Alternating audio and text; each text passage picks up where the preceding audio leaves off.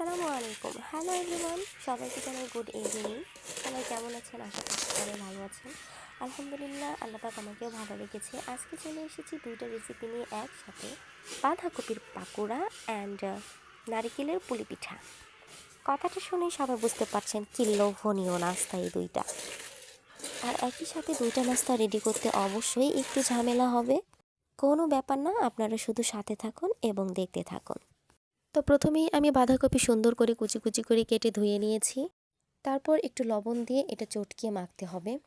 আর এটা এত ডলিয়ে মাখতে হবে যাতে বাঁধাকপি থেকে পানিগুলো বের হয়ে আসে। কারণ এখানে আমি কোনো পানি মিক্স করব না। এখানে থেকে যে পানিগুলো বের হয়েছে এই পানিতেই আমি পাকোড়াটা রেডি করব। অন্যদিকে আমি চলে এসেছি নারকেলগুলো কোড়ন করতে।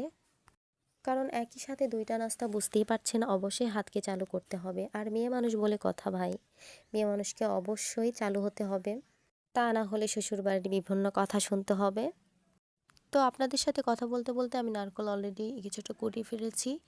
একটা নারকেল নিয়েছি আর এটাতেই আমার পুলি পিঠা হয়ে যাবে ইনশাল্লাহ। নারকেলের সাইজটা একটু বড় ছিল, এটাতেই সম্পূর্ণ হয়ে যাবে আশা করা যায়।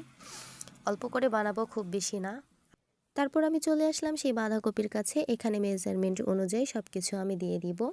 তো দেখতেই পাচ্ছেন, প্রথমে আমি হলুদের গুঁড়া দিয়ে দিয়েছি, এরপর কাঁচা লঙ্কা দিয়ে দিলাম।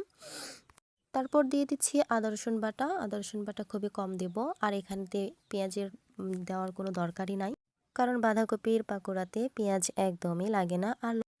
আর লবণটা আমি আগেই দিয়ে দিয়েছিলাম, সেটা অলরেডি আপনারা দেখেছেন। তারপর আমি আটা মিক্স করব। এখানে সামান্য করে চালের গুঁড়া দিয়ে দিলাম, এরপরে দেব ময়দা, তারপরে দিব বেসন। সব কিছুই একটু একটু করে দিয়ে মিক্স করে এটা বানাবো। আসলে এটা খেতে অনেক মজা লাগে। বাঁধাকপির পাকোড়াতে কিন্তু আটার পরিমাণ খুবই কম লাগে, বলে এটা খেতে খুব মজা হয়। কারণ বাঁধাকপি বেশি থাকে আর আটার পরিমাণ কম থাকে, মানে প্রত্যেকটা পাকোড়াতে শুধু পাতায় আর পাতা। আসলেই খুব মজা লাগে এভাবে খেতে। তারপর দেখতেই পাচ্ছেন আমি সুন্দর করে এখন মাখিয়ে নিচ্ছি।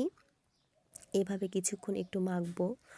আর এটা সব কিছু একবারে মিক্স করতে হবে, তাই ভালো করে একটু মেখে নিতে হবে। তো দেখেন আমি কত সুন্দর করে মেখে নিচ্ছি। ঠিক এইভাবেই আপনারা মাখিয়ে নেবেন। মাখতে মাখতে আমার দেখতে মনে হচ্ছে যে হলুদের পরিমাণটা একটু কম হয়েছে, আপনারাও দেখতে পাচ্ছেন সেটা। তো এই জন্য আমি সামান্য একটু হলুদ দিয়ে দিলাম, যাতে কালারটা আর একটু ভালো আসে। এটা দিয়ে আমি ভালো করে আরও একটু মেখে নেব, যাতে সবগুলোর সাথে মিক্স হয়ে যায়।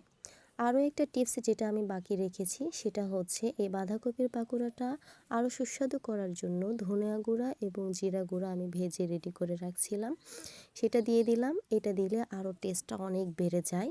আপনারা একবার ট্রাই করে দেখবেন, সত্যিই অনেক টেস্ট বেড়ে যায়। আমার অলমোস্ট এটা হয়ে গেছে, এখন আমি ভাজার দিকে চলে যাব। তবে এখন না, আগে পলি পিঠার পুরটা রেডি করতে হবে। তো চলে আসলাম সেই পুরটা রেডি করার জন্য।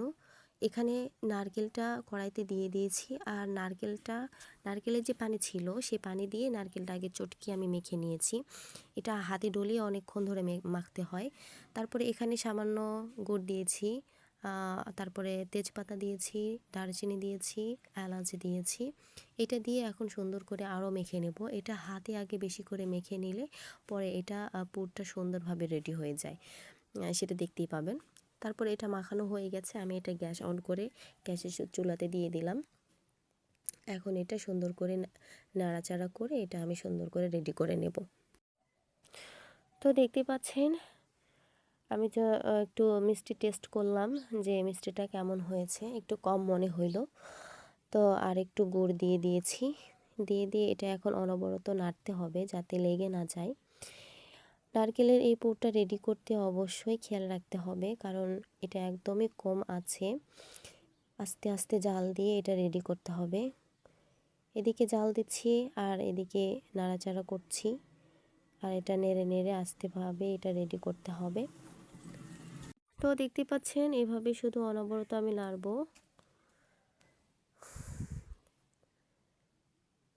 এইভাবে এটা নাড়াচাড়া করে রেডি করতে হবে। অলমোস্ট গুড়গুলো গলে গেছে, নারকেলের সাথে মিশে গেছে। এখন তো আরও ভালোভাবে শুধু নাড়তে হবে, পুড়তে দেওয়া একদমই যাবে না। এটা আমি আস্তে আস্তে জাল করে করে রেডি করে নিচ্ছি, দেখতেই পাচ্ছেন। আগের তুলনায় এখন অনেকটা জাল হয়ে গেছে, আরও একটু হতে হবে, কালারটা আরও একটু গাঢ় হবে এবং আঠালো ভাব হবে। অন্যদিকে আমি পুলি পিঠার জন্য আটা রেডি করে নিব। এই জন্য আটা নিয়েছি, এখানে ময়দা নিয়েছি, তার সাথে একটু চালের গুঁড়োও নিয়েছি।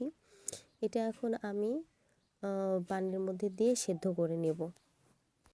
তার আগে আমার এই নারকেলের পুরটা একদম রেডি হয়ে গেছে, দেখতেই পাচ্ছেন। এটা এখন আমি প্লেটে উঠায় নিচ্ছি।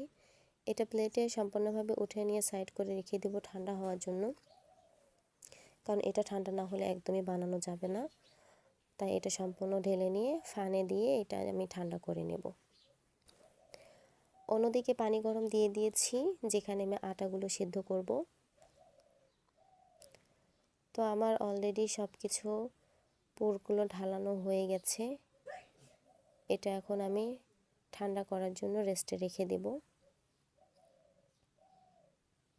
খুব সুন্দর কালার এসেছে, তাই না? হ্যাঁ, দেখতেও খুব ভালো হয়েছে। তো ওইটা রেখে দিয়ে এসে এদিকে আমার পানিটা গরম হয়ে গেছে, আমি আটা দিয়ে দিচ্ছি আস্তে আস্তে। অল্প করে আটা দিব এবং আস্তে আস্তে এটা নেড়ে দিব। খামির তৈরি করার জন্য আর একটা টিপস বলে দিই, সেটা হচ্ছে পানি ফুটন্ত গরম হতে হবে, তাহলে আপনার আটা খুব স্মুথ, নরম এবং সুন্দর হবে। তো আমার অর্ধেক আটা দেওয়া হয়ে গেছে, বাকি আটাগুলো আমি দিয়ে দিচ্ছি। এবার সম্পূর্ণ আটাগুলো দিয়ে আমি এই খামিরটা রেডি করে নেব। আটা দিব এবং এভাবে শুধু নাড়বো, যাতে নিচে আবার লেগে না যায়, কারণ গ্যাস একদম অন করাই আছে, কম আছে। এভাবে আটা দিতে হবে এবং নাড়তে হবে। আমি সম্পূর্ণ আটাই প্রায় দিয়ে দিয়েছি, আর কিছুটা বাকি আছে, এগুলোও দিয়ে দিব। এই সবগুলো আটা দিয়ে আমি সুন্দর করে এই খামিরটা রেডি করে নেব। আমার সম্পূর্ণ আটা দেওয়া হয়ে গেছে। এবার আমি পাতিলটা ধরে সুন্দর করে এটা মিক্স করে নেব। কোনো জায়গায় যেন একদম দলা পেকে না থাকে, সব একসাথে অ্যাডজাস্ট হয়ে যায়।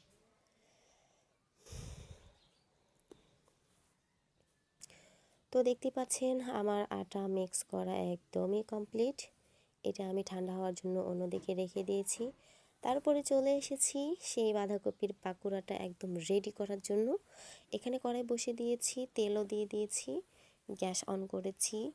গরম হওয়ার জন্য অপেক্ষা করব, কারণ তেল গরম হওয়ার পরে পাকোড়াগুলো ছাড়তে হবে।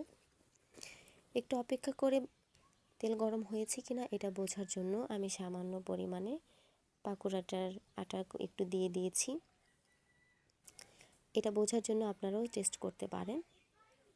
আমি দিয়ে একটু অপেক্ষা করছি, দেখছি না এখনও তেল গরম হয় নাই। তো একটু পরে যখন এই যে শব্দটা উঠে গেছে, মানে তেলের ওপরে ভেসে উঠেছে, দেখতে পাচ্ছেন, তখন আমি বুঝেই গেলাম যে তেল গরম হয়ে গেছে। এখন আমি পাকোড়াগুলো ছাড়তে পারি।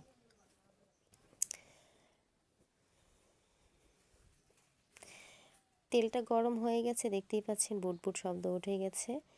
এখন আমি তেলের মধ্যে পাকোড়াগুলো ছেড়ে দেব। একে একে আমি যেভাবে দিলে একদম সঠিকভাবে হয়ে যাবে, ঠিক সেভাবে আমি পাকোড়াগুলো দিব। অল্প করে দিব প্রথম স্তরে, খুব বেশি দিব না। একে একে আমি সবগুলো দিয়ে দিচ্ছি। বাচ্চারা অন্যদিকে খুব বায়না করছে কখন হয়ে যাবে, কখন খাবে।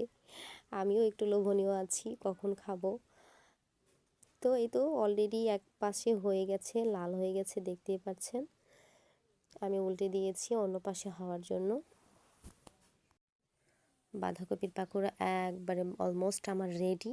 ও কি যে স্বাদ লাগছে, দেখেই মনে হচ্ছে কত স্বাদ, খেতে না জেনে আরও কত স্বাদ হবে।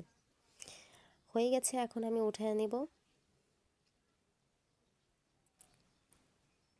তেলগুলো ঝরিয়ে ঝরিয়ে উঠাইতে হবে, তেল থাকলে খেতে ভালো লাগবে না। খুবই সুন্দর হয়েছে। অন্যদিকে চলে এসেছি সেই আটাগুলো মাখিয়ে নিতে। এটা ডলে ডলে খুব সুন্দর একটা স্মুথ তৈরি করতে হবে।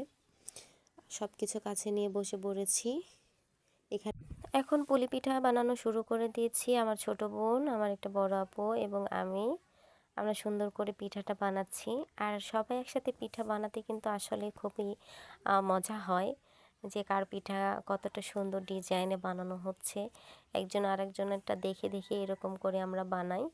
আপনারাও এমন করেন কি না অবশ্যই কমেন্টে জানাইবেন। তো দেখতেই পাচ্ছেন এখানে আমার আপু বানাচ্ছে, ফুল রেডি করছে। আর ওদিকে আমার ছোট বোন বলতেছে যে আমারটা বেশি সুন্দর হচ্ছে ফুল, আমারটা দেখেন।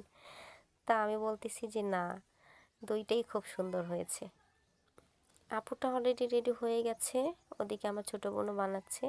তো আমি ওদিকে ওরা বানাচ্ছে, আমি এদিকে চলে আসলাম সেই পাকোড়াটা একটু টেস্ট করার জন্য।